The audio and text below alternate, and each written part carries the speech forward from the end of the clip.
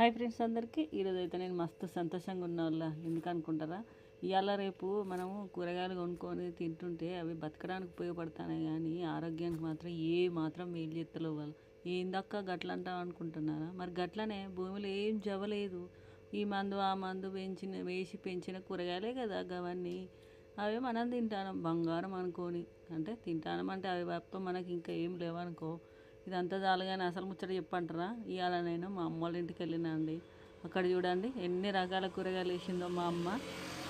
చుక్కకూర, పాలకూర, గోంగూర, టమాటా, ఎల్లిగడ్డలు, బంతి పువ్వులు, పచ్చిమిర్చి, ఉల్లిగడ్డ, అన్నీ అన్నీ మాకు కావాల్సిన కూరగాయలు అన్నీ మా అమ్మ పండిస్తుందండి.